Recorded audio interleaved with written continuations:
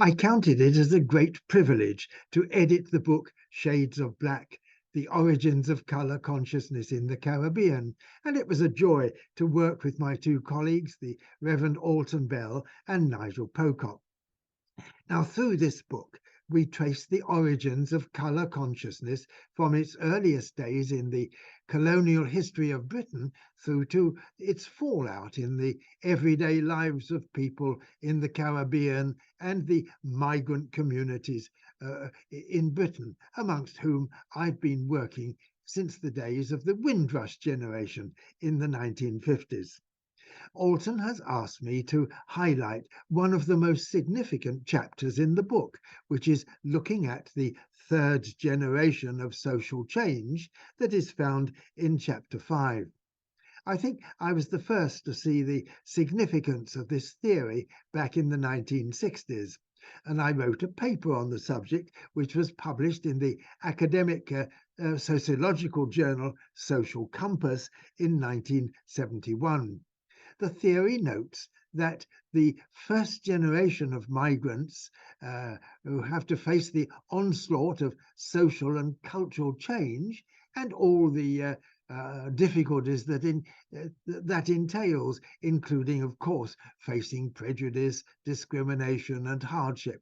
Now, the Windrush generation certainly faced all these things with great fortitude, as I can testify, and in so doing, they showed remarkable strength of character, determination, and goodwill.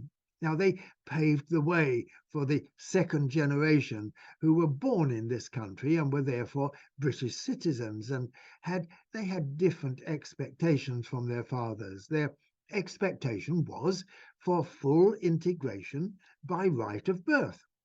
They looked for equal opportunities with others of their generation who were children of local white people. Now, in this, they were often disappointed and suffered rejection, especially due to the pyramid of colour social status, with whites at the top of the pyramid. Now, this second generation had to work hard for social acceptance. And in order to overcome the disadvantages they suffered, there was a powerful case for positive discrimination to enable them to have equal opportunities with their white counterparts. The third generation of migrants, by contrast with the second generation, no longer strive for social acceptance as part of a minority group. They see themselves as part of the whole British population and no longer seek to be treated as part of a definable minority group. They are British, therefore on the same status as everyone else, and no longer seeking to be recognized as a minority group. This means that they are not looking for special privileges, such as positive discrimination. They are simply looking for justice and full equality of opportunity, of course, and personal rights, of course. Now, this is the third generation culture that needs to be recognized in Britain today. They are simply seeking justice and the ability to play a full part in the life of the nation. And contributing wherever they can in accordance with their personal abilities.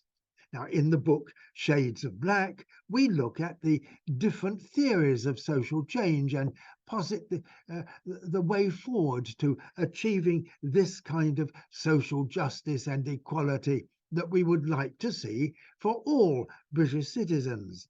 As committed Christians, we three authors see the basic principles of the Christian gospel as providing answers to the enigmatic issues that have confronted our forebears since the 1950s.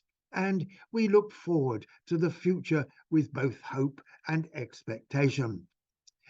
So thank you so much for coming to this event in the Mother of Parliaments, and special thanks to Sir Stephen Timms for hosting today.